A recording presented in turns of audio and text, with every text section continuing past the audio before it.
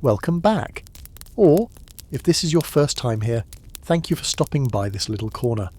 Tonight, we will leave behind the towering pyramids and the grand halls of the pharaohs and wander into the narrow alleyways along the banks of the Nile. There, amid the sound of oars slicing through the water and the heady scent of barley beer, are women draped in linen dresses as thin as mist, their eyes lined with long strokes of kohl, lips as red as lotus petals, their smiles both inviting and concealing 1,000 secrets. Are you ready? Let's join sleeping history and live an entire day in their world, the prostitutes of ancient Egypt. You wake, or rather slowly pull yourself out of that hazy half-dream, in a room so small that if you stretch your legs too far, your toes will touch the mud brick wall. Good morning, and welcome to the ancient Egyptian version of Workplace Meets Bedroom. A damp, airless chamber tucked behind a riverside beer shop on the banks of the Nile, where the heat, the scent of sweat, and last night's myrrh oil still linger stubbornly in the air. Morning light slips through the reed curtain, casting faint golden streaks across the cracked mud walls. The air is thick, a heady mix of stale barley beer, dried fish from the nearby market, and the earthy tang of the river. The low ceiling, its wooden beams darkened by years of oil lamp smoke, holds a few old faience necklaces dangling, tips from generous customers of the past. Your bed, nothing more than a reed mat laid over a rickety wooden frame, creaking dryly with every turn of your body. Outside, the city is already waking. The rhythmic splash of oars from the harbour, the call of bread sellers echoing from the street corner, and the playful chatter of your fellow sisters in the next room. This is where every morning begins for you, in the bustling heart of Thebes or Memphis, where the narrow riverside streets are thick with scents, laughter, and whispers. And today, like every other day, you will step out of this small room to do the work that people pretend to scorn, but secretly seek when the sun goes down. You are a beerhouse woman, a commodity not listed on any market stall, yet everyone in the street knows exactly where to buy. In ancient Egypt, your profession has no cold limestone license to legalize your status, nor any public register hung in the square for all to point at and laugh. The only laws that press upon you are the eyes of customers, neighbours, and guards, sometimes pretending not to see, other times inspecting you down to the last strand of hair. There is no need to step into an official's office to declare your name, age, hometown, and occupation. Here, government approval is understood without words. As long as you cause no trouble, pay the beerhouse owner their cut, and slip the guards a little protection fee, no one will stop you in the street. Outside your mud brick room behind the riverside tavern, you set out a few lotus oil jars on the shelf, an alabaster flask of myrrh, and several strings of faience beads hanging where a customer can easily spot them. Not to flaunt your wealth, but to signal that inside lies a different sort of space, where the goods are soft flesh, inviting smiles and scents imported by ships that have crossed the Red Sea. Each month, a share of your earnings ends up in the beerhouse owner's hands as rent and indirect taxes. If you work near the docks, there is also a fee for the sailors who keep the peace. It's not cheap, but in return you can sit in broad daylight without flinching every time a guard passes by. But being ignored does not mean being forgiven. Once people in the street know who you are, that image clings to you like a shadow in the desert, never fading, never shaken off. Even if you leave Memphis, change your name in Thebes, or marry a stonemason in faraway Nubia, the stories will follow you like sand stuck to your feet. In the world of Egyptian prostitutes, even the bottom has its own rungs. These 3 unspoken tiers decide whether you drink fragrant beer or the weak kind, whether you receive clients in a private room or on a boat, and what dangers you must watch for each night. A drunken patron, a pickpocket, or the sudden rage of a merchant's wife. The beerhouse woman, the highest rung of the bottom. You work in a fixed tavern, with a small room in the back, a wooden bed covered with a reed mat, a bronze mirror for lining your eyes with kohl, and a box of red hematite powder to hide the dark circles under them. A sheer white linen dress or a transparent gown for wealthy clients, a few gold bracelets or strings of green malachite beads. Regular patrons might pay you in silver, gold, perfume, or even rare dyed cloth from the land of Punt. You don't have to stand outside in the 40-degree midday sun, nor fear being chased from the docks, but don't dream of being invited to festivals like the noble ladies in town. In the eyes of society, You still stand outside the door of ceremony and marriage, the dockside girl, no room, no fixed place. You make your living at docking ports where sailors, merchants and drifters mingle. By day you stand under the blazing sun, by night you crowd into a ship's hold or a makeshift tent, with nothing but a cloth curtain for a wall. The price is low, the clients are in a hurry, and the risks are many. Drunkenness, robbery, or the wrath of a shipmaster's wife. Every morning you wake alive is a victory, the dancer of Hathor, both artist and luxury item. By day, you sing and dance in festivals honouring the goddess Hathor. By night, you entertain powerful clients behind the stage curtains. Your workplace smells of incense, filled with instruments and costly perfumes. But it is also thick with backroom deals and backstage politics. The money you earn could buy a small house in the suburbs, but a single misstep is enough to send you to the docks overnight. Whether you're a beerhouse woman, a dockside girl, or a dancer of Hathor, all share the same stark truth. They live in the shadows of Egypt, where the city pretends to turn away, yet secretly comes seeking, and every grain of wheat, every drop of silver they earn is paid for with something no ledger will ever record, except their own bodies. Returning to everyday life, you wake as the early sunlight pierces through the reed curtain, slipping through every gap and striking your bed, warming skin still carrying the heat of the night before. The thin linen dress draped across your body since last evening, light as a breath, still carries the rich scent of lotus oil blended with a touch of myrrh, mingled with the warmth of skin that has endured a long night. Outside, the steady rhythm of oars cutting through the Nile drifts in, joined by the bread seller's calls from the shop at the end of the street, the aroma of fresh loaves weaving itself into the morning air. Shouts between merchants mingle with the bray of donkeys in the marketplace, forming a chaotic yet familiar music, the opening notes of a new day. If you were lucky last night, your hand reaches for the warm water jar, already infused with lotus petals and a drop of myrrh resin. The water flows over every inch of skin, warm and sweetly fragrant, washing away the dust of the night and leaving behind a thin, lingering veil of scent. If you had no customers, you must instead carry a clay jar down to the riverbank, where the morning water bites like hundreds of needles against your skin. You bend down, splash your face, quickly wipe your neck and shoulders, shivering as you avoid the curious glances of the fishwives laying out their catch. Back in your room, you take a small bronze knife, its blade worn by years yet still sharp enough, and draw it in swift, sure strokes to shave the hair from your legs, underarms, and any other places a client might take special interest in. The skin afterward is smooth, not only more appealing under lamplight, but also less likely to hold the scent of sweat in Egypt's oppressive heat. Next comes the most important part, your teeth. You pinch a bit of natron powder mixed with crushed mint, a combination both salty and sharply pungent, and rub it thoroughly with your fingers into every crevice until your breath carries no trace of yesterday's barley beer. Then you rub a small amount of natron or scented blend into your underarms and groin, an invisible armour against both the heat and the harsher realities of your trade.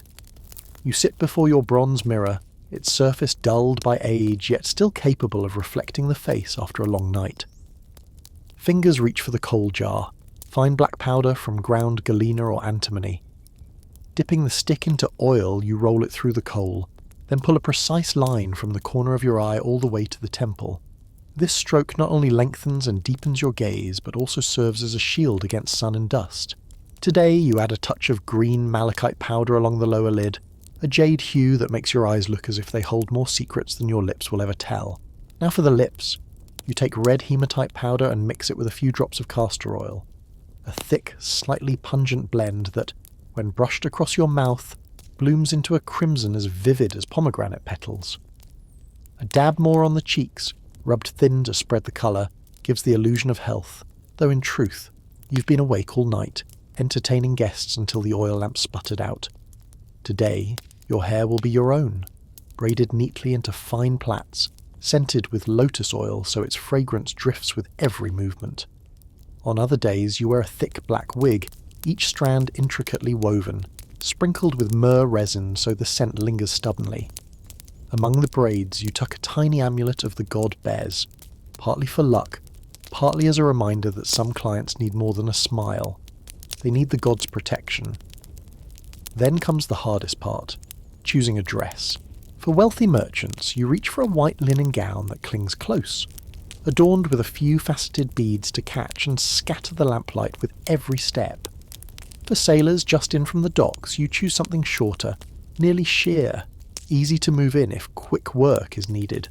If the client is a noble or an official, you tie a gold sash at your waist, its gleam framing your hips and sending a clear message that tonight's price will not be cheap. Finally, the jewellery. You fasten a blue faience necklace so it stands out against brown skin, slip on gold bracelets that chime softly when you move, and wear gemstone earrings that sway gently with each tilt of your head. Each piece is more than decoration. It's a tool, a silent greeting. You glance into the mirror once more. Everything is ready. Eyes lined to seduce, lips painted to invite, scent designed to linger.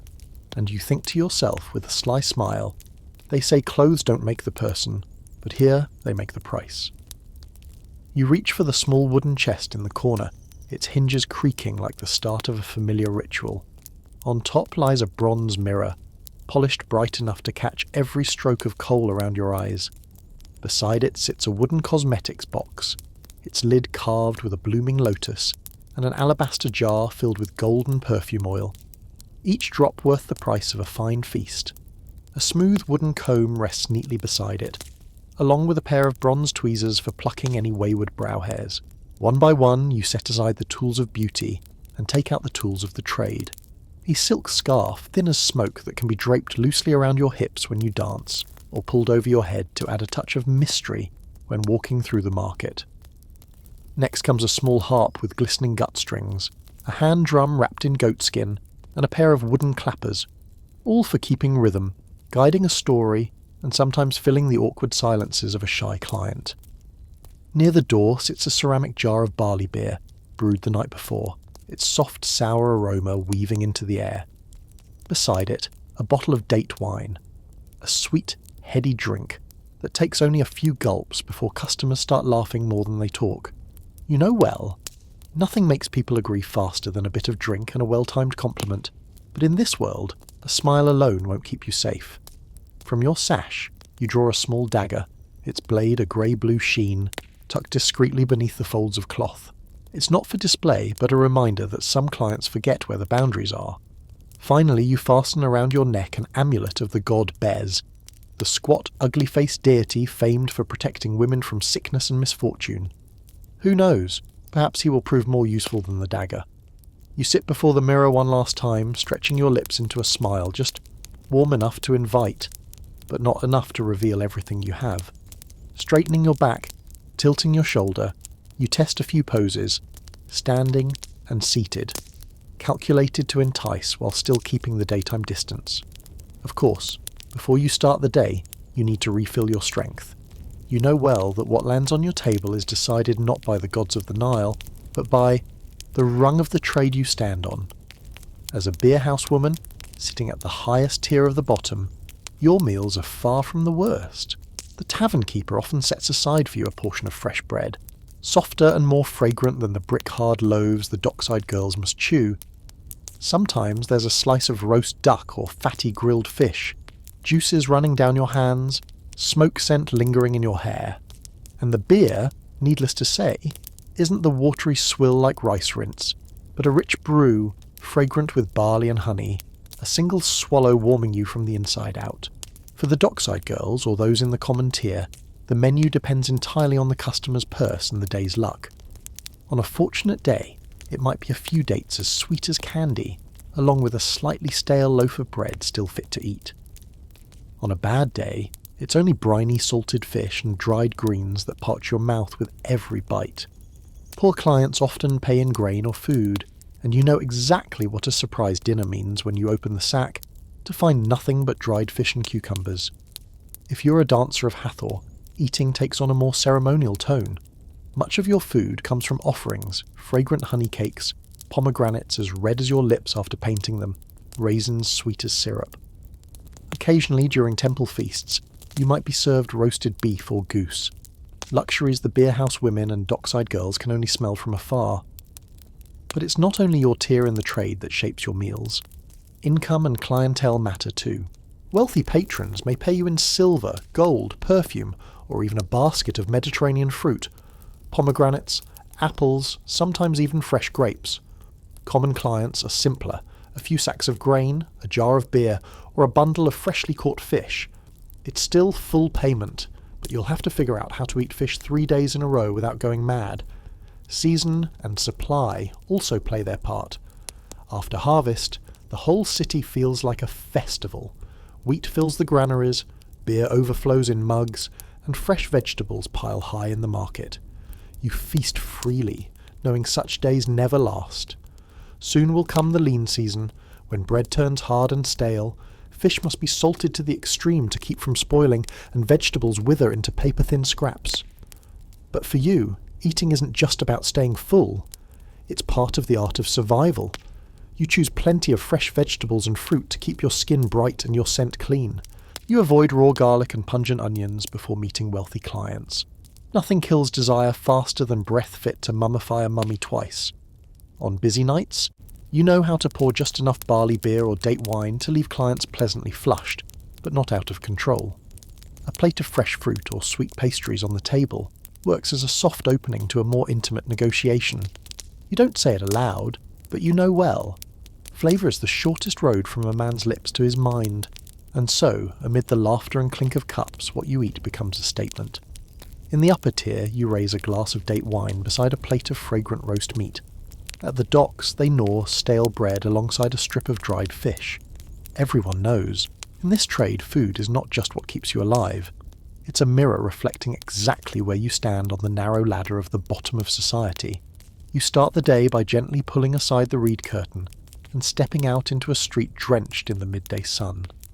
The heat rises in waves from the ground, mingling with the smell of drying fish, damp straw, donkey dung, and the cries of street vendors layered over the creak and grind of wooden cartwheels on packed earth. All of it blends into a thick, pungent mixture so familiar that it no longer makes you frown. If today is a market day, you immediately claim a strategic spot, right at the entrance, where the steady stream of people from all directions flows in, baskets in hand, eyes sweeping over stalls piled high with dried fish, bread, spices, and sometimes lingering on you.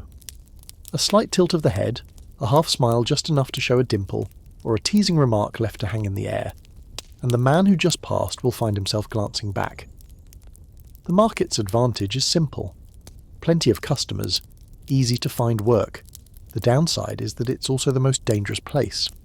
One moment you're speaking sweet as honey. The next you spot the shadow of his wife or a guard in the distance, and you have to vanish as swiftly as a cat slipping through a doorway.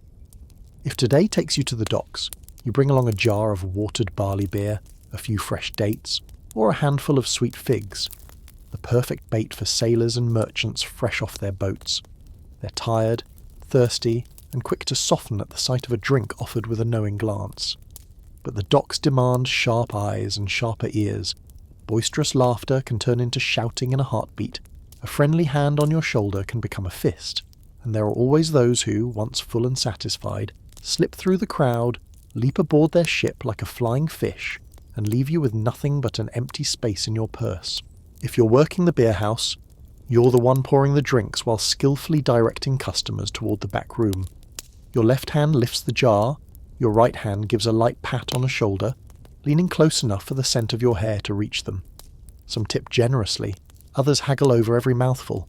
Every coin you make has to be cut down by the share owed to the beer house owner, the one who gives you a place to stand while quietly calculating how many sacks of grain you're worth each month. In the middle tier, the work is calmer. You receive clients in your own home, meetings arranged in advance or through friends' introductions. They enter to be served thick barley beer or date wine, sometimes with a plate of fresh fruit or a slice of fragrant roast meat if you've been lucky that day. There are no prying eyes from the market street, no fear of someone calling your name in the middle of a crowd. At the high tier, you step into noble villas or private chambers near the temple, where incense drifts through the air and cool stone floors lie beneath your feet. You wear your sheerest linen dress, your brightest necklace, and if anyone asks, you're simply a singer or dancer hired to entertain.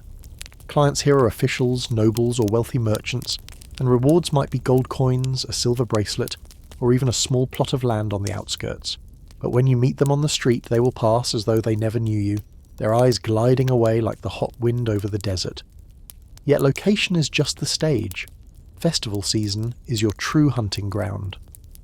The Opet Festival begins with endless processions, clouds of incense, and music from drums, sistrums, and flutes. As the date wine reddens cheeks and loosens legs, men's purses loosen just as easily. Under the moonlight you melt into the crowd, slipping into their gaze like an extra offering after the sacred rites. The Festival of Hathor overflows with music, dancing, and heady intoxication.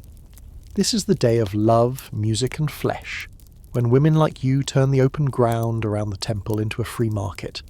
No license, no questions about the origin of the goods, as long as the customer pays. The Festival of Bastet is wilder still. Crowds pushing, drinking until they no longer know who they are dancing with. Laughter drowns out the music. All you need to do is stand in the right spot, near the beer stand, beneath the glow of oil lamps, and smile. The customers will come to you. Outside of festivals, harvest season brings abundance. Granaries are full, beer jars overflow, and villagers turn into temporary lords, buying honey cakes, drinking rich beer, and pulling out a few extra sacks of grain to buy a night worth forgetting. Then, when ships dock, sun-browned sailors and merchants from distant lands arrive with punt incense, Nubian gold, and a hunger not for food, paying in silver, gold, or rare goods that you know exactly how to resell for several times their worth. In every encounter, you know the game well. You draw attention with a glance, a walk, or a subtle tilt of the shoulder that makes your sheer linen dress cling to your skin. Never name your price right away. Only hint. Only let them think they are the ones leading. When they offer too little, a single raised eyebrow and a long silence are enough to push the price higher. Every compliment, every gesture is calculated to make them believe they are the ones being chosen, when in truth you are the one choosing them. But the darker side of the trade is always lurking. The dimmer the oil lamps, the thinner the line between a client and a threat. A sailor can be laughing heartily one moment, then slam his hand on the table the next, demanding more without paying a single extra coin. You've learned to turn your head to avoid the sour tang of beer or the sharp stench of sweat, but you can't always dodge the sudden grip of a rough hand. Competition is as cutthroat as a fish market on the docks, except here the goods can smile, cast a glance, and slash their price to steal a client. One sweet smile from the girl at the next table can make the man you're speaking to veer off course like a boat caught in a sudden gust. The money you earn isn't just for food, perfume, or jewellery. It's to pay the tavern owner, who will coldly throw you out if you bring in less than the quota, and to pay the protectors, men who claim to keep you safe but are sometimes the very danger you fear most. And so, you keep smiling, keep dancing, keep pouring beer as if everything were effortless. But behind the red lips and inviting eyes, you are counting every coin every hour, telling yourself just enough for today. Tomorrow can wait. In this line of work, you know the rules are never written down, yet they hang over you like a blade suspended by a thread. In Egypt, no law explicitly addresses prostitution, but calls trouble, steal, or cheat, and you'll be seized like any other offender. This creates a convenient grey zone for both officials and commoners. As long as you don't disturb the order, everyone pretends nothing is happening. There is one exception, wrapped in sacredness: religious prostitution during the festivals of Hathor or Isis. In those moments, what you do can be seen as an offering. Simply drape yourself in the title of servant of the gods, and suddenly everything is as legal as if carved into stone. At such festivals, the scent of incense mingles with date wine, the beat of drums blends with drunken laughter, and every boundary between the sacred and the profane is swept away like sand beneath the Nile's current. If you are lucky enough to be under the patronage of a noble, you almost step into a realm immune to trouble. Guards bow their heads when you pass, tax collectors look away, and anyone thinking of starting trouble weighs carefully before laying a hand on someone's property. Of course, that protection does not come cheap, and it is not always paid in coin. Taxes are not levied on you directly, but they wind around like the Nile's bends. The tavern or inn where you work must pay regularly, and that money is cut straight from your earnings.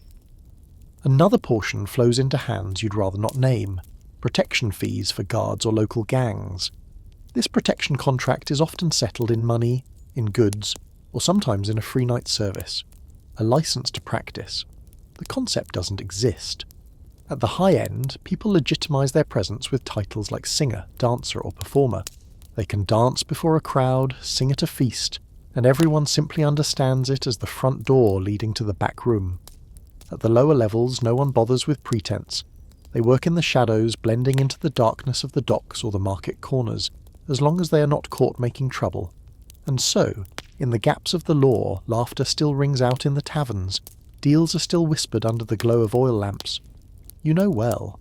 Here, the law is not a chain to bind you, it is a river flowing around you, and all you need is to swim with the current without being dragged into the whirlpool. Afternoons in the tavern are never truly quiet. The noise is merely pushed back behind a reed curtain or a thin linen sheet.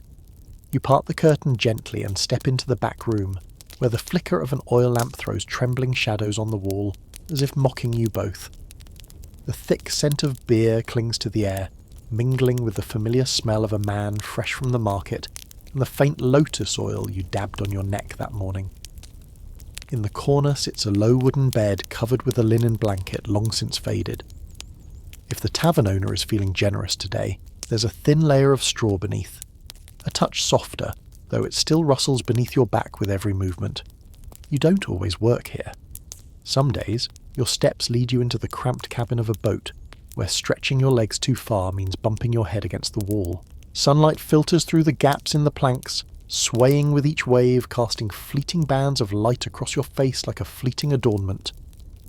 The Nile laps softly at the hull, rocking the cabin, sometimes in rhythm with your breathing, sometimes enough to make you both laugh as you nearly topple over. The air is thick with the smell of dried fish and tar, tangled with the fragrance of the oil you carry, creating the scent of brief encounters that linger long after they're over. This is the place for sailors and merchants just ashore, men who have been too long away from land to care about bedsheets. Other times you step over the threshold of a client's own home. The door closes, and the outside world vanishes. Intricately carved wooden furniture, soft cushions that cradle the body, expensive perfumes drifting through the air. Here, no one is in a hurry. They pay to buy time as well as touch, an experience rather than just flesh. You move slower, your gaze lingers longer. The space between you narrows inch by inch. Every object in the room seems to conspire with you, helping to turn you into part of the luxury, even if only for one short afternoon. Wherever you are, you know well. Curtains can muffle sound, cushions can cradle the head, river waves can lull, but when it's over, you must step out with enough clarity to protect yourself. Oil lamps burn out faster than expected, and sometimes what lingers afterward isn't just the scent of lotus oil. An afternoon's work never begins in haste. Everything flows as slowly as barley beer poured from a tall clay jar into an earthen cup, each thick stream falling with purpose. You invite the client to sit, the creak of the wooden chair gently drowning the noise outside. The beer jar is opened, releasing a warm, yeasty aroma, or if the client is well off, date wine is poured instead. Sweet, heavy, and enough in a few sips to make the gaze slow and the world soften. As the client sips, you cast your words like a net into the river. A few sentences are enough to tell which kind they are. The braggart, the one in need of comfort, or the man seeking a fresh wind to stir his afternoon. Each type demands its own handling, and you have long since mastered the art of reading them. The atmosphere is set like a stage. The harp strings ripple like flowing water, a hand drum beats slow and steady, and clappers click softly in the small room. You lean in, smoothing a touch of lotus oil onto your neck and shoulders. Each time you draw closer, the fragrance drifts out like an invisible cord pulling them in. A thin linen shawl rests loosely over your shoulders, sliding just enough to reveal the curve beneath, but never more. When the contract begins, body language leads the way. Some clients want subtlety, each touch light, each gaze left hanging, like an invitation that never rushes to be answered. Some prefer directness, clear and fast, and you know how to oblige while keeping control. The rhythm is always measured. never ending too soon, because time is what they pay for, and the memory is what will bring them back. With high-end clients, the whole affair becomes a multi-act play. You talk while letting your hand glide over their shoulder, weaving half-true, half-invented tales about the Festival of Hathor or trading journeys along the river. Each story is an anchor, holding them in place longer. When they leave, they remember you not only by your body, but by the story, the feeling, and the purse that has grown considerably lighter. But not every closed door is meant for privacy. Sometimes they close to keep trouble out, and sometimes to keep it in. Illness lurks like a shadow behind every meeting. Without modern medicine, you rely on purification rites, whispered prayers to Hathor, and the amulet of the god bears hanging at your neck. After each encounter, you wash with warm water infused with myrrh, resin, or crushed herbs, the sweet spicy scent serving as both comfort and a fragile barrier. A cheat is the man who strikes in plain sight. Some pay with promises that dissolve faster than beer foam. Others hand over glittering jewellery that proves to be cheap plating under the light. Sometimes, all it takes is you turning your back to pour wine for the necklace to vanish with them out the door. Violence comes when drink turns smiles into fists. A careless word, a bruised ego, or simply too much alcohol can be enough to make you plan your escape. A small dagger is always hidden in the folds of your dress, its cold steel against your skin a reminder of how fragile safety can be. The best amulet near your heart is not only faith, it is what steadies you when a client's gaze shifts from playful to dangerous, and when everything slips beyond your control, you know how to shout loud, slam the wall, or smash something to the floor. The noise will bring people from outside the tavern, sometimes to save you from a beating, sometimes only to watch the price your work demands. A price not counted in silver or grain, but in the long night you wish to forget, yet never truly can. Night falls, and when the oil lamp in the room is snuffed out and the reed curtain drawn aside, you return to the noisy world of the beer house. The air is nothing like the afternoon. The drink has taken hold, laughter grows louder, hands wave more wildly, and off-key songs spill from the corner. You make your way back to your table, where your colleagues are gathered, pooling the day's earnings. Silver coins, grains of wheat, copper bangles, or a small piece of jewellery, all tumble into a jumbled pile in the middle, to be divided according to an unspoken agreement. The click of fingers counting grains mingles with the tap of chopsticks against bowls, blending with the smell of roasted meat and fresh bread into a mixture that is both warm and weary. Once the shares are divided, your meal with your companions begins. Some nights it's only stale bread dipped in beer. On luckier nights, there's a slice of charred roast meat, the fat running down your hand. As you eat, stories about strange clients begin to surface. One boasts about meeting a customer so wealthy he paid in an entire sack of pepper. Another tells of a drunken sailor who managed to propose and pass out mid-sentence. Soft laughter ripples around the table, half for amusement, half as a way to shake off the weight of the day. With bellies warm, some drift off to after-hours pursuits.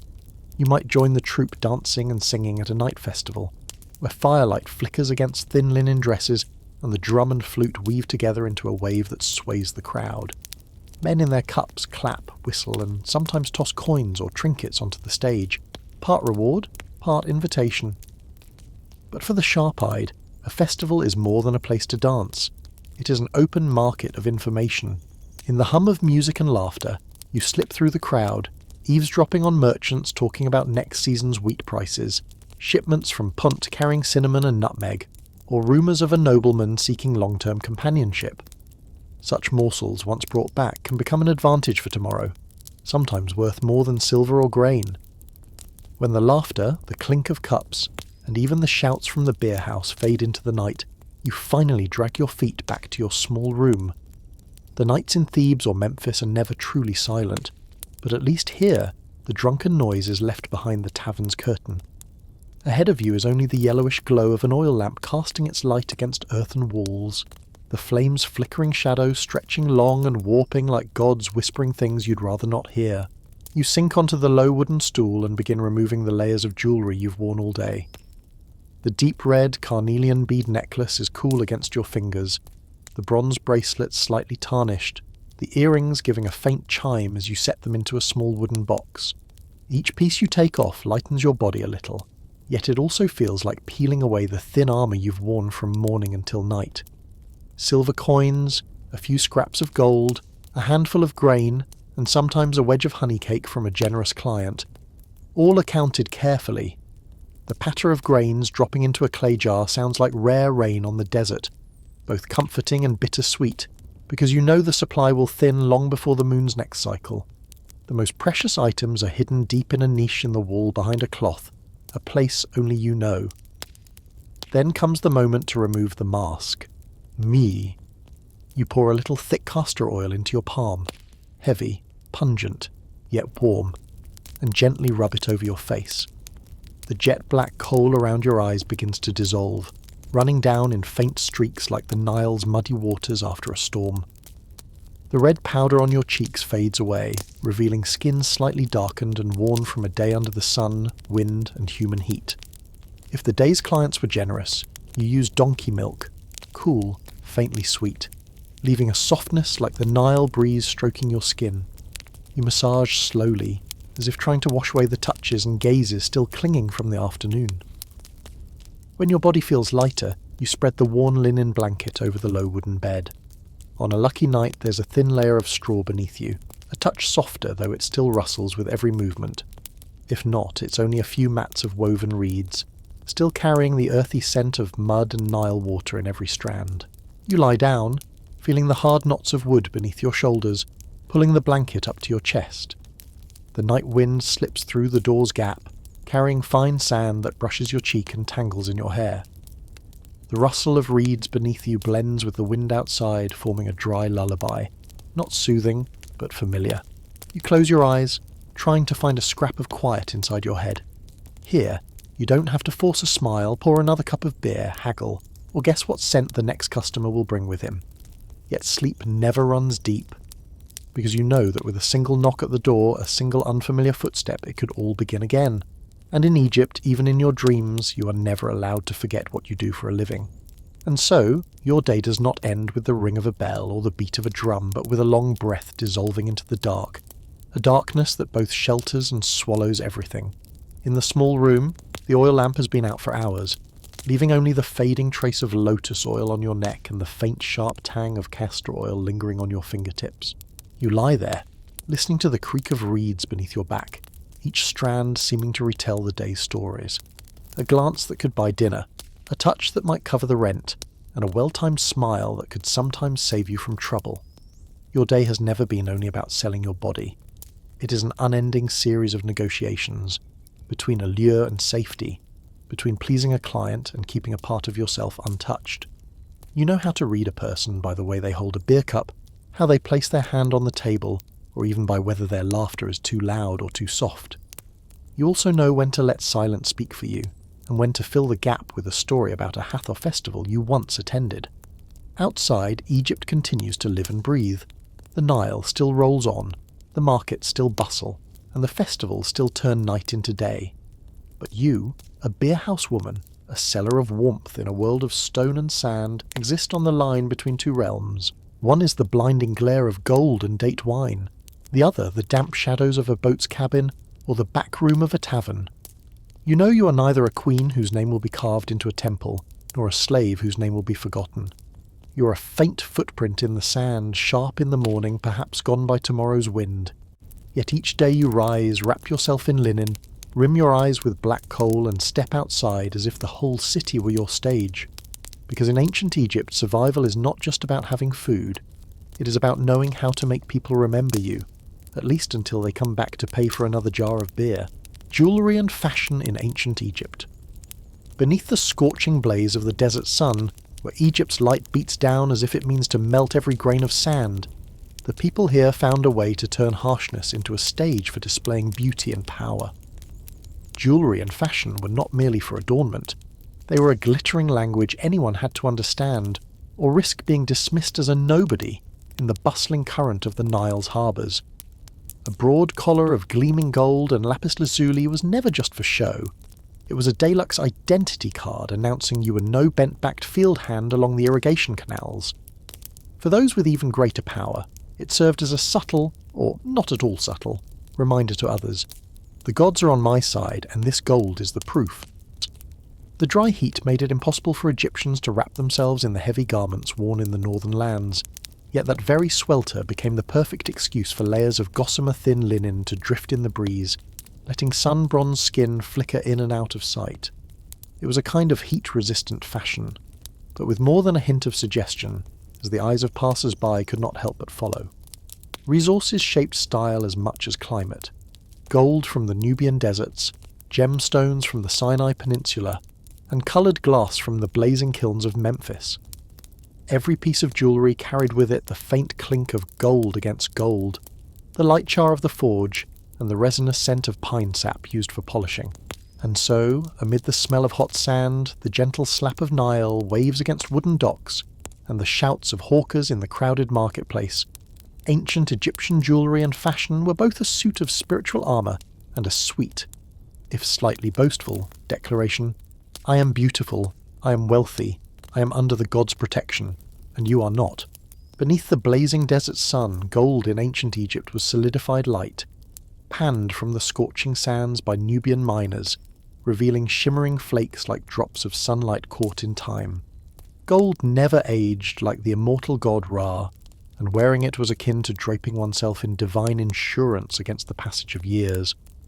Gold leaf, as thin as a dragonfly's wing, was laid over wood and stone, paired with deep blue lapis or warm red carnelian to radiate a glow both enchanting and deliberately ostentatious. Silver, by contrast, was rare and aloof, imported from the Levant or Anatolia, and once valued higher than gold. It became cool bracelets, moonlit amulets polished to a mirror sheen. In nighttime rituals, silver caught the torchlight and returned it in ghostly glimmers, a message to gods and onlookers alike. I am not just wealthy, I know how to play with light. Gemstones in ancient Egypt were like frozen fragments of myth, each carrying its own hue and power. Lapis lazuli, a blue as deep as a moonless night, was never born in Egypt, but travelled thousands of miles from Afghanistan. Egyptians believed its colour was a miniature sky where the gods dwelled. When touched by sunlight, it shone like the eyes of Horus, regal and unyielding, making its wearer seem as if they had draped the heavens around their neck. Carnelian was the opposite, a warm, vivid red like the blood flowing beneath the skin. People wore it as if carrying the warmth of life itself, believing it could deceive death with its vitality. A carnelian necklace was not just adornment, but a declaration: I am alive, and I intend to stay that way. Turquoise carried the tranquil blue of the Nile on a calm day, but its gentle hue was deceptive. It was a talisman against disaster, an invisible shield guarding its owner from fate's sudden ambushes. Malachite's cool green was like a patch of meadow amid the desert's gold. Linked to fertility, vegetation, and the magic of harvests, it was sometimes ground into eye paint by priestesses and temple attendants, beautifying while also drawing in good fortune. Obsidian, volcanic glass, possessed a cold, sharp beauty. Black as midnight and cool to the touch, it was once shaped into ceremonial blades that could slice flesh and pierce the boundary between the living and the dead. Those who wore obsidian were silently saying, I know how to wield beauty as protection. The craftsmanship behind these treasures was an art in itself. Each stone was polished until light slid across its surface as smoothly as water, then cut into perfectly uniform beads and engraved with hieroglyphs, both to mark ownership and to remind anyone who saw them exactly to whom this beauty belonged.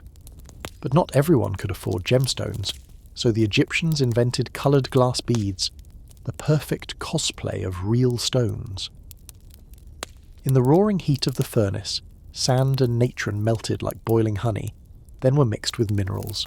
Copper for a cool green, manganese for dreamy purple, iron for warm golden brown.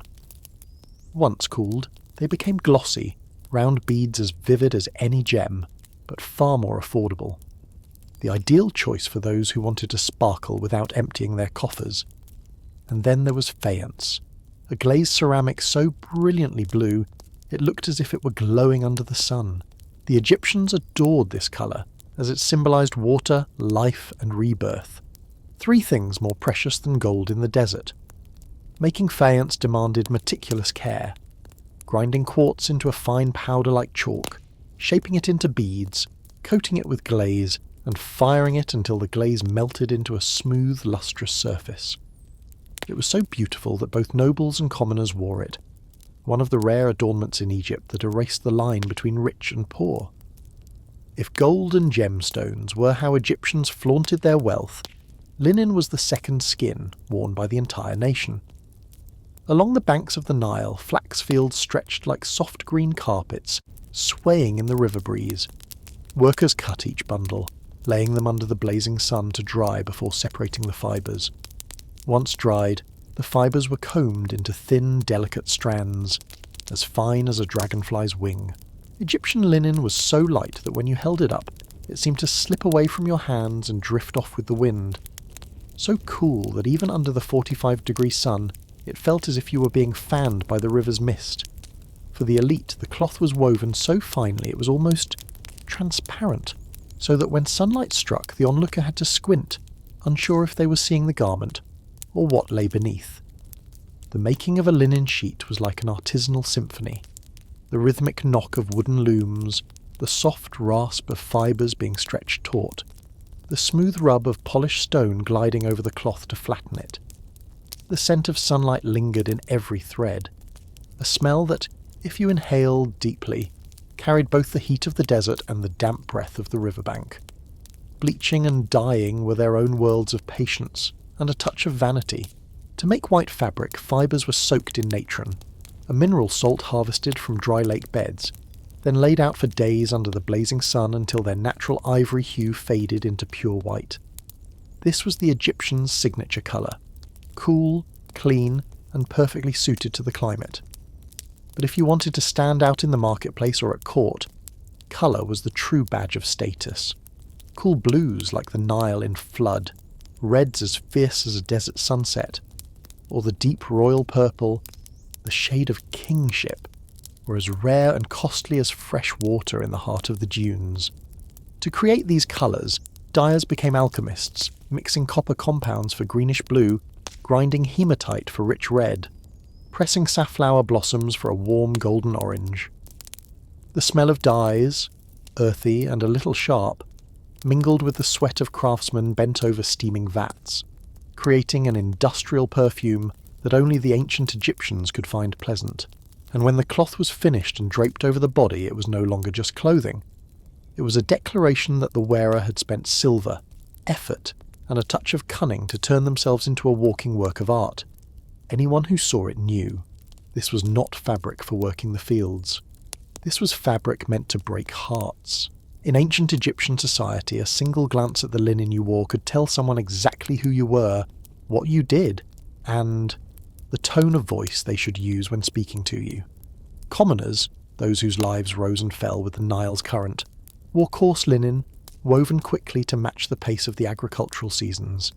Its ivory white hue wasn't a fashion statement, but simply the colour of fabric that hadn't been thoroughly bleached. Easy to wash, quick to dry, and if it got dirty, well, nobody really minded. That cloth endured sun, sand, and the sting of sweat from long days of labour. Step into the marketplace, and you'd hear the rustle of linen mingling with the cries of fishmongers, smell the dust mixed with dried onions, together creating the distinctive folk perfume of this class. The nobility lived in another universe entirely. Their linen was so fine that when light swept across it, it seemed to dissolve, revealing the form beneath, a display of elegance that was anything but accidental. Every hem might be edged with lace or embroidered with gold thread, so that each step gave off a faint deliberate whisper, as if the fabric itself were telling a story of power and wealth. When they entered a banquet hall, the layered folds swayed gently, catching the glow of oil lamps in warm ripples of light. The scent of fragrant oils and myrrh resin clung to every thread, turning heads the moment they passed. If commoners' linen was made for work, noble linen was made so that others would work for its wearer. One was clothing designed to withstand sun and dust. The other, clothing crafted to defy the forgetfulness of human memory. And in ancient Egypt, this difference was so stark that even without seeing the wearer's face, a fleeting hem caught in the wind was enough to tell you whether you were looking at a farmer or at a noble.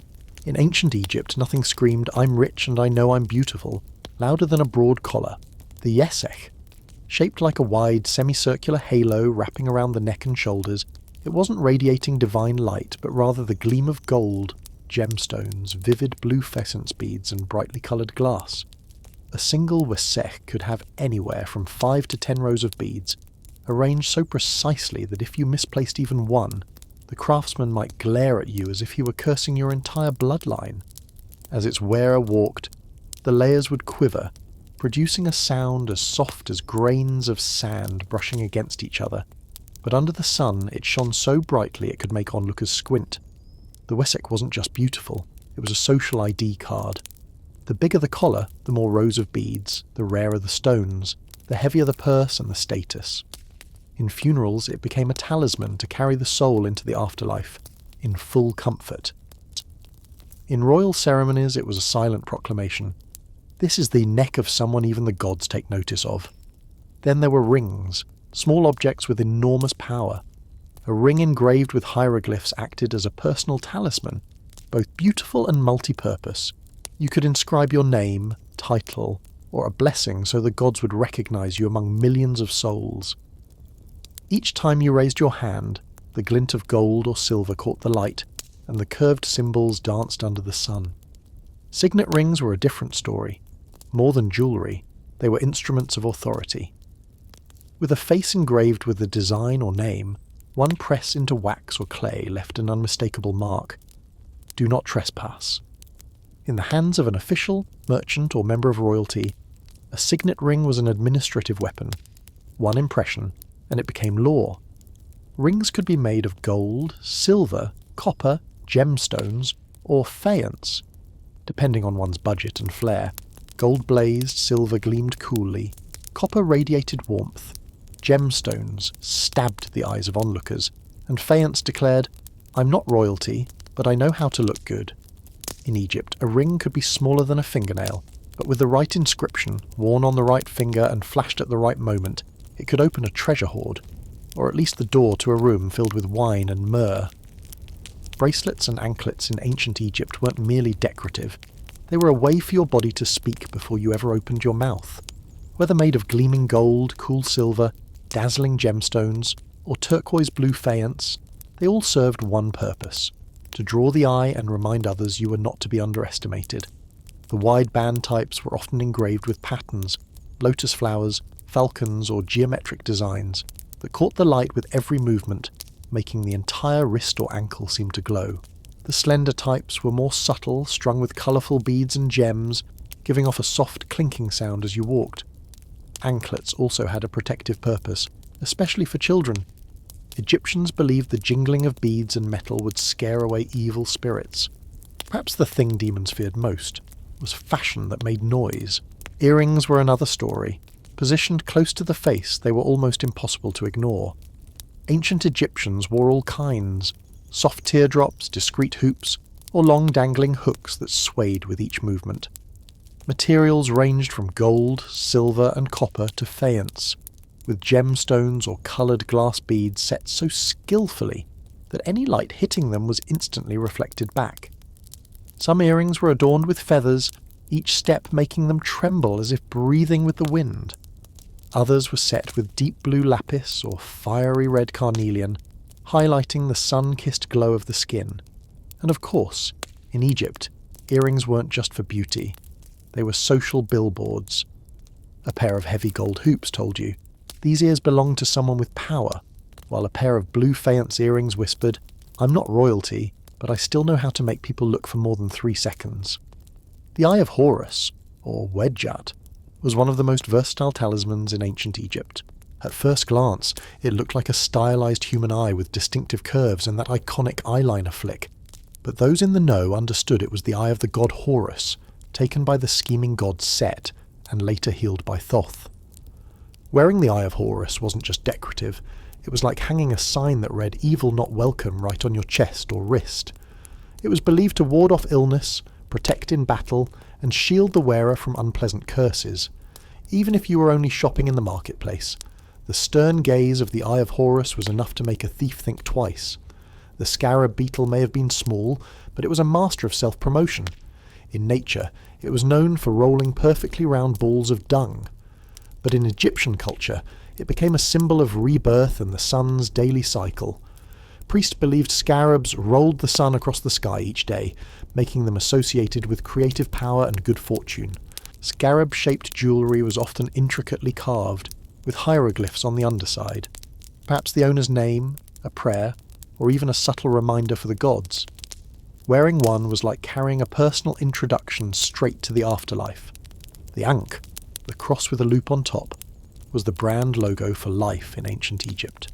You'd see it in the hands of gods, on temple walls, and of course, around the necks of those declaring they loved life, and planned to keep loving it forever. The loop symbolised the rising sun, while the horizontal and vertical bars represented the union of male and female, meaning the Ankh was both the key of life and a symbol of harmony. Wearing one was like saying, "I'm not just alive, I'm alive in style." The uraeus, the rearing cobra, told a different tale, one of pride and threat. With its head raised high, hood flared, and fangs ready to strike, it represented the goddess Wadjet, protector of Lower Egypt, and served as a royal emblem. You'd spot it prominently on the crowns of pharaohs or attached to necklaces and hairpins of the elite. Wearing the uraeus was like declaring, "Touch me, and you'll regret it faster than a cobra can strike." Intriguingly, Egyptians believed it didn't just deter humans. Even supernatural forces knew better when they saw a uraeus gleaming in the desert sun. In Egypt, from the wrist to the ankle to the earlobe, every piece of jewellery was like a supporting character in the grand play of life, dazzling, noisy, and clever enough to be remembered long after the curtain fell. The shendit was the garment that defined the image of the ancient Egyptian man, practical yet capable of transforming into high fashion, with just a few careful pleats. For labourers, it was a rectangular piece of linen wrapped around the hips and tied securely so it would not slip while bending to shovel mud or pull a boat. For nobles, the shendi was a performance, fine linen pleated as meticulously as the ripples of the Nile, with edges trimmed in coloured thread or decorated with beads. One glance at the brightness of the fabric was enough to tell whether its owner spent more time in the shade than in the fields. A light cloak was the polite outer layer for occasions requiring ceremony, banquets, temple rites, or any moment meant to impress foreign guests. Thin linen draped over the shoulders, falling across the back and chest, sleeveless to show off firm muscles, or at least a stomach not yet surrendered to indulgence. As the wearer entered, the fabric swayed with the breeze, giving off a soft rustle along with the faint scent of perfumed oil, just enough to remind everyone that he belonged to the class served wine, not the one gripping oars. The decorative belt was small but formidable. It kept the shendi from betraying its wearer at the wrong moment, while also drawing a stylish line across the waist that announced the wearer's taste. Some belts were made from thick fabric, some braided from sturdy leather, and the most luxurious were adorned with gemstones or sheathed in thin sheets of gold. Such a belt blocked the desert wind while winking at onlookers. "I'm wealthy enough to tie my waist with gold." On the other side, the women's long calasiris proved that fashion and scorching heat could coexist beautifully. The dress clung to the body, falling straight to the ankles, so that each step seemed deliberately slowed. Some chose the strapless style, letting sun-bronzed shoulders peek out under the Nile's light. Others used delicate straps like threads of gold, guiding every gaze along soft flowing curves. For noble women, the linen was so fine it was almost transparent, with a thin underdress beneath. Elegant, and so artfully revealing it could draw a wistful sigh. The belt was a woman's secret weapon, cinching the waist just enough to create perfect proportions and catching the light if made from gold, or set with coloured stones. With each step, the clink of beads against one another played like a private melody, adorning her figure while announcing, "The mistress is arriving." In Egypt, a beautiful waist was not meant to be hidden. It was meant to be framed in gold. The wide cloak embroidered with gold thread was proof that power could be measured by the grams of gold woven into one's clothing. Crafted from the finest linen or dyed in rare, costly colours, its edges were stitched with sacred motifs in real gold thread. When the wearer moved, the gold caught every shaft of light, glittering as if the garment itself were singing hymns to authority. In ceremonies, this cloak did more than cover the body. It transformed its wearer into a living emblem of the nation. And finally, rare dyed fabrics were the royal family's specialty. Blue came from lapis lazuli or copper oxide, red from hematite or plant roots, and purple from dyeing processes so expensive that commoners grew poorer just hearing about them. These colours were not only beautiful, they carried a message. I exist in a league you cannot afford to enter. In royal rituals, such hues created a scene both awe-inspiring and overwhelming, a visual feast that outsiders could only admire from a distance, never touch. In ancient Egypt, a wig was not just an accessory. It was a social statement, the equivalent of a sign reading, I have money and I know how to take care of myself. These wigs were made from real human hair, collected from long, thick, healthy locks, cleaned, treated with fragrant oils, and tightly braided into perfectly even strands. When real hair was scarce, people turned to linen fibres dyed black, brown, or even blue-black, which were both light and durable. Wigs not only kept the head cool under the scorching desert sun, but also spared the nobility from revealing their natural hair, which might have thinned or greyed with age, a subject no one wanted to bring up. The most common style was shoulder length or longer, cut blunt at the ends to create a line as sharp as a freshly honed copper blade. Some wigs were braided into fine strands, adorned with beads, faience pieces, or thin sheets of gold, so that when the wearer turned their head, the entire wig shimmered and jingled like a cluster of tiny metal bells. Under the Nile sun, each strand gleamed and released the scent of myrrh or frankincense, turning even a single step into a zone of irresistible fragrance. Hairstyles and braids were an art form, transforming the head into a living canvas. Small braids, hundreds of tightly woven strands, gave the impression of thickness and order, impervious to tangling even in a desert sandstorm. Curled hair carried a different attitude, soft and wavy like the ripples of the Nile at dawn. Each tilt of the head sent light gliding over the curls, producing ripples of gold and bronze, like a piece of fine cloth in motion. The pinnacle was the multi-tiered braided wig, reserved for ceremonies or banquets. Each tier was braided separately, interwoven with coloured beads, tiny gold pieces, or small gemstones. Upon entering a grand hall, such a wig became a moving masterpiece. Blue lapis nestled against red carnelian, with gold gleaming between jet-black locks. A mere bow of the head sent beads rolling over the braids, clicking together like a discreet tally of the wearer's wealth, graceful, yet quietly boastful. The nemes, the blue and gold striped headdress, was the ultimate uniform of the pharaoh, part crown, part declaration of power. Covering the head completely, with two flaps draping over the shoulders like radiant wings, its golden stripes evoked the sun's brilliance, while the deep blue recalled the Nile's depths. When the pharaoh emerged, light flashing across each stripe, the crowd could not help but blink, not only from the glare, but from the sudden awareness that they were standing before someone who could order their execution, and still smile. The white crown, hedget, was simple yet regal. Tall, smoothly tapered, with not a single unnecessary detail, it represented Upper Egypt, the land of desert cliffs and narrow river valleys. Its alabaster white colour shone so brightly that it needed no ornamentation to declare, I rule this land, and I don't need to flaunt anything more. The red crown, deshret, was shorter but far more cunning, with a distinctive coil jutting forward, like a serpent's tongue watching every movement. It symbolised Lower Egypt, the fertile delta and mouth of the Nile. Wearing the deshret was like saying, I govern where water and land unite, and I know exactly when to tighten my grip. When the chent, the combination of white and red, appeared, it was the ultimate symbol of unity between the two lands. One look at the shent and you'd understand why the pharaoh was called Lord of Upper and Lower Egypt, and why his rivals often chose to surrender rather than gamble their fate. Head accessories were as varied as spices in the markets of Cairo.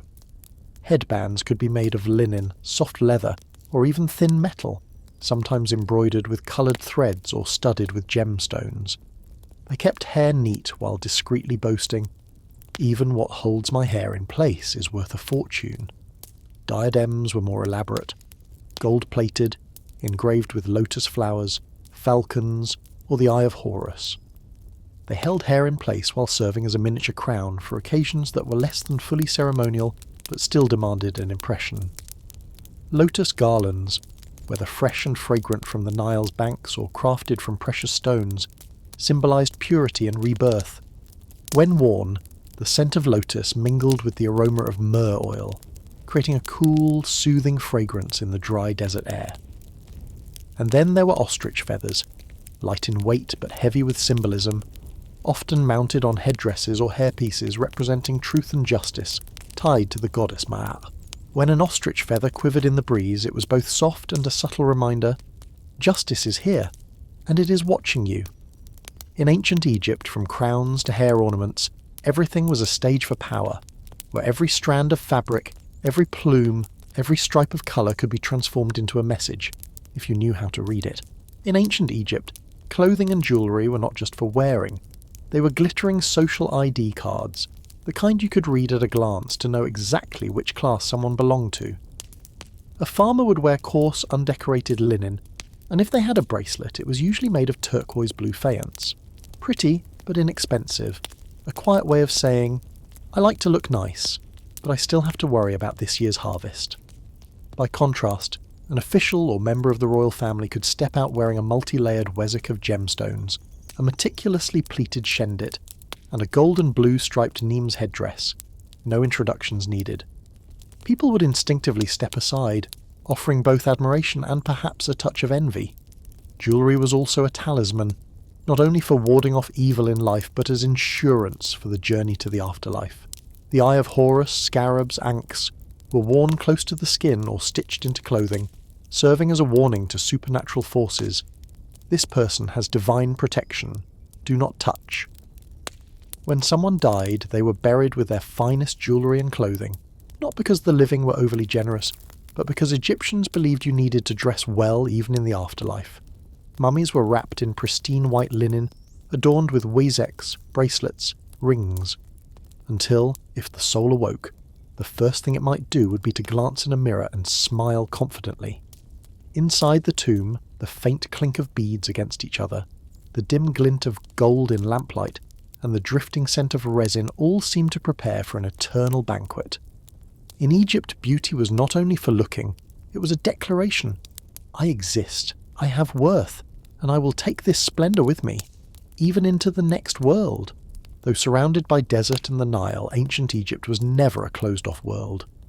Wind-filled sails carried boats down the river and out into the Mediterranean, laden with gold, linen and incense, returning with treasures and new techniques from far-off lands. From Nubia in the south came desert gold and ebony black as a moonless night. From the Levant, rare silver and blazing red carnelian. From Mediterranean ports, brilliantly coloured glass and more refined stone-carving skills. In the markets of Alexandria, the voices of merchants, Arabic, Levantine, Greek, blended with the scent of resin, wine and road dust, creating a symphony of international trade.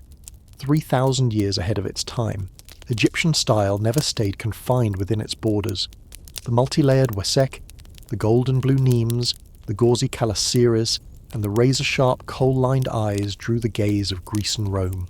Greek nobles learned to edge their garments with gold, while Roman ladies borrowed the idea of intricate small braids and broad collars to flaunt in the social arena of Rome.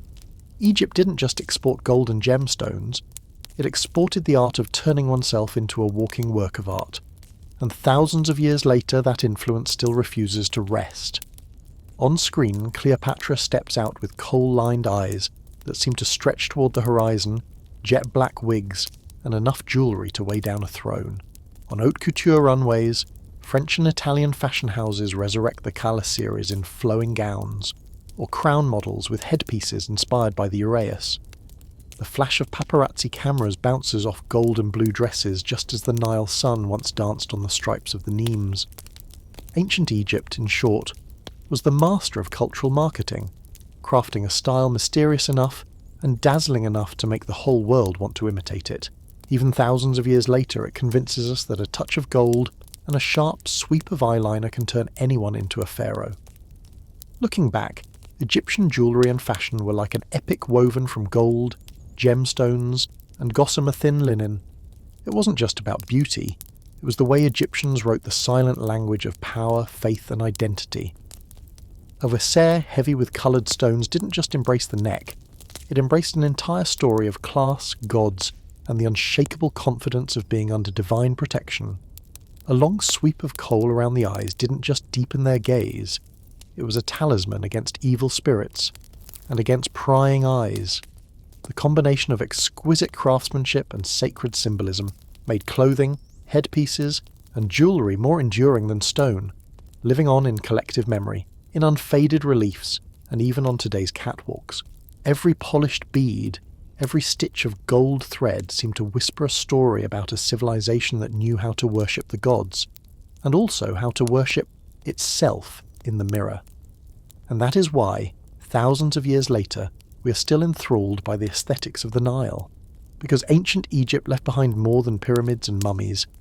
It left behind a way of life, to live so that, when you cross into the next world, you're still beautiful enough to make Osiris pause and compliment your taste.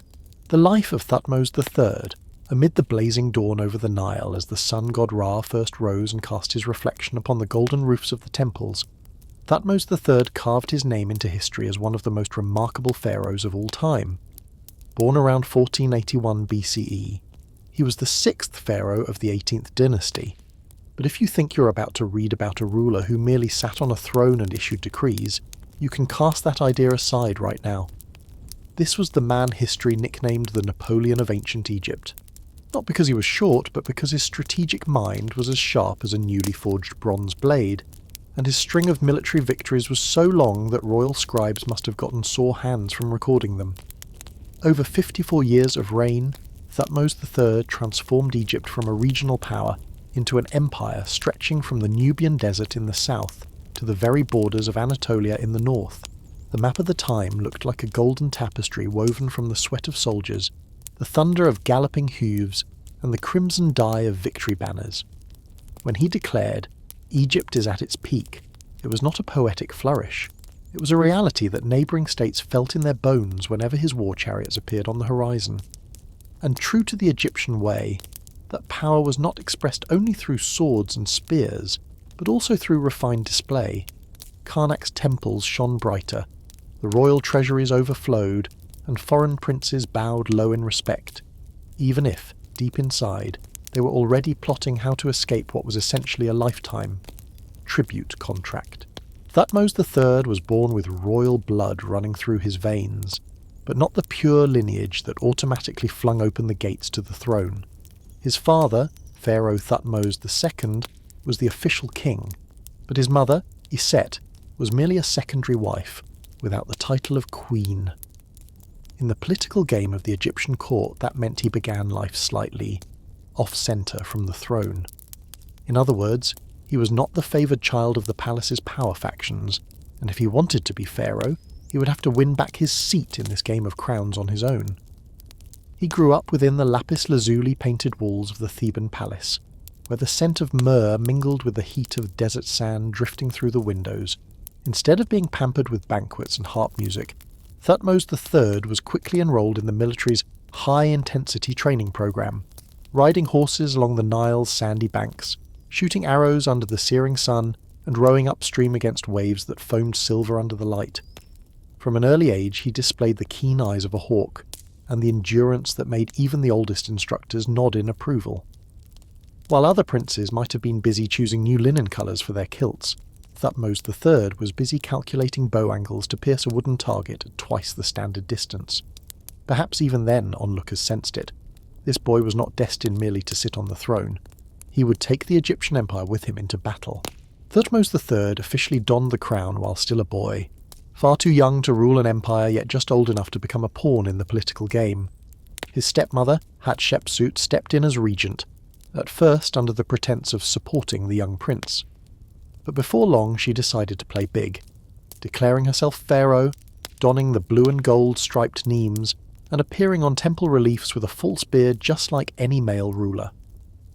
Thus, Egypt had two pharaohs in name, but in reality nearly all the power rested in Hatshepsut's hands, while Thutmose III stepped back, standing firmly in her shadow. For nearly 2 decades, he played little role in state affairs. But make no mistake, that time was not wasted.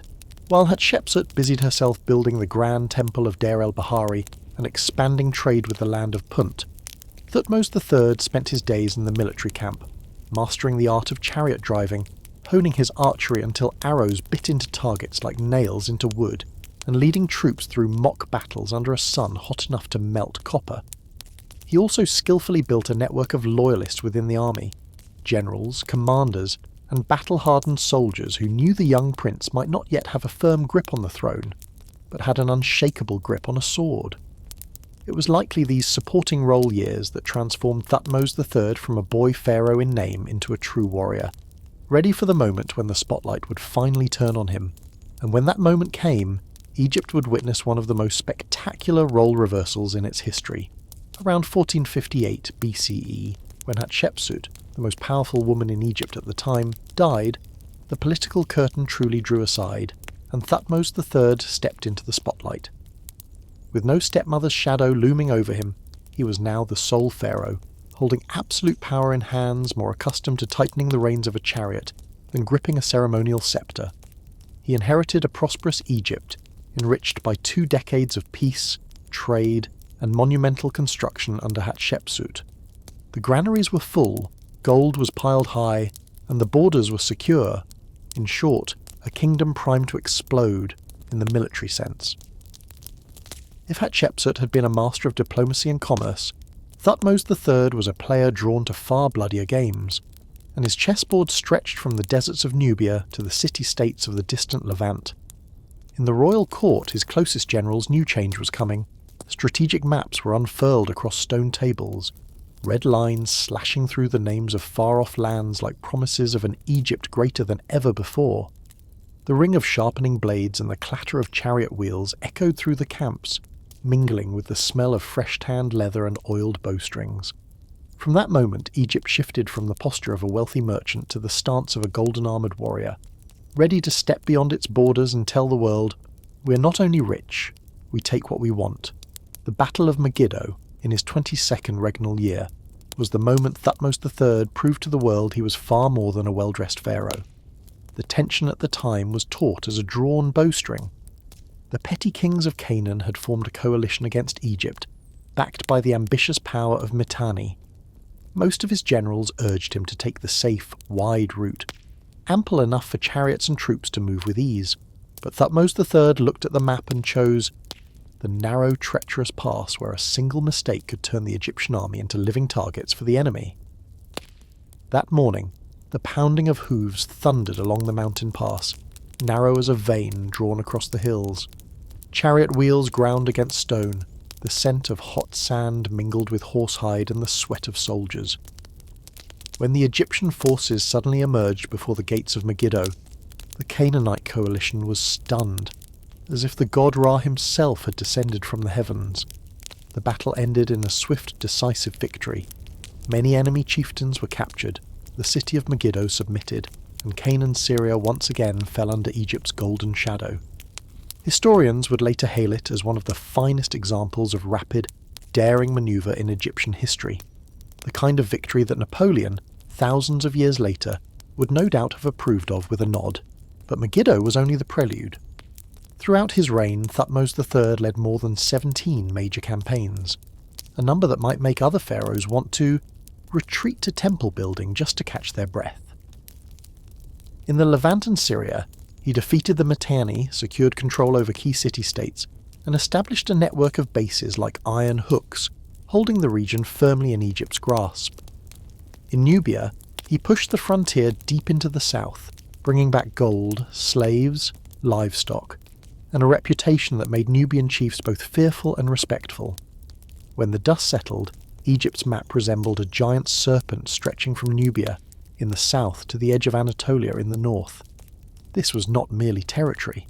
It was a gleaming proclamation. My empire ends where the enemy begins to tremble. In Thutmose III's hands, the chariot was not just a two-wheeled cart pulled by horses. It was a weapon of speed, a marriage of the raw muscle of Nubian steeds and the precision handling of a dance. Unlike the heavy, lumbering chariots of his neighbours, Egyptian chariots were built light and compact, swift enough to skim over sand or grind across stone without losing pace. On the battlefield, they shot forward like giant arrows, swinging wide to outflank the enemy and slicing straight through their formations. When the enemy broke and fled, the chariots became sweeping machines of pursuit, their wheels kicking up clouds of dust, hooves pounding so hard they drowned out the war drums. His army under his command was organised like a finely tuned engine. Infantry, archers and chariots did not operate in isolation but moved as 3 beats of the same drum. Every unit had its own commander, fully aware of their position and mission, with discipline so strict that a soldier stepping out of line could be burned by the glare of his general more than by the desert sun. Thutmose III understood that victory came not only from strength, but from making the ranks operate so smoothly that the enemy was wiped out before they could catch their breath. And of course, for a war machine to function, logistics had to serve as its lifeblood. He built granaries in conquered territories, where grain, dried meat, and beer were stockpiled to feed the army for months without relying on the capital. Military outposts were set in strategic locations, serving both as supply points and as nails pinning down new territories. From the Nile, supply routes were heavily guarded, with food and weapons flowing continuously, like a river that never ran dry. Looking at this system, it's easy to see why Thutmose III almost never lost a battle. He didn't just know how to strike fast and hard, he ensured his army could keep striking, long enough for the enemy to lose heart before Egypt ever did. If Thutmose III was a war god on the battlefield, then at home he was a master builder who knew how to turn victory into stone, gold, and praises carved into temple walls. At Karnak, the sound of hammers and chisels rang out for years as workers and craftsmen expanded the great temple complex of Amun. Massive columns rose like a forest of stone, each block hauled into place by ropes and the strength of hundreds of men. The reliefs were carved with meticulous detail, depicting the pharaoh leading victorious armies, enemies kneeling in submission, chariots kicking up clouds of dust, all like a news bulletin in stone, though naturally with a perspective. 100% in Egypt's favour. Not stopping there, he commissioned numerous obelisks, towering stone spires thrusting straight toward the sky, their surfaces covered in hieroglyphs praising Amun, and of course the pharaoh himself. Under the desert sun, the obelisks gleamed like golden spears piercing the heavens, serving both as religious monuments and as a way to pin the name of Thutmose III firmly into the memory of future generations.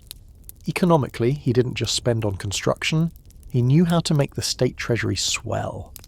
Trade routes with Nubia brought in gold, ebony and ivory. From the Levant and the Mediterranean came silver, gemstones, wine, and olive oil. But the greatest revenue came from tribute paid by Egypt's vassal states. Processions of tribute bearers stretched in long lines, beating drums, blowing horns, and passing through the gates of Thebes with sacks of gold, war spoils, and even exotic animals like baboons or leopards, presented as gifts for the royal court. Beyond the battlefield and the construction site, Thutmose III also knew how to play the game of power, within his own family. Meritra Hatshepsut, his chief wife and queen, held the central position in the royal harem, both as his companion in religious ceremonies and as the legitimate guarantor of the royal bloodline. In reliefs, she often appears standing just behind the pharaoh, holding a lotus or presenting offerings to Amun, her expression serene yet fully aware of her worth. This is the mother of the crown prince. Their son, Amenhotep III, inherited not only the throne but also his father's athleticism and love for warfare. The young prince was famed for his strength, shooting arrows from a chariot at full gallop, and was almost certainly trained personally by his father, perhaps with a few light reminders like, "Remember to win, because defeat doesn't suit our family." Thutmose III also had many daughters, living ambassadors in his foreign policy. They were married into powerful families both within and beyond Egypt, becoming the ties that bound fragile alliances. Each marriage was a chess move, where a wedding dress of fine linen and a glittering Vesek collar stood in place of a treaty.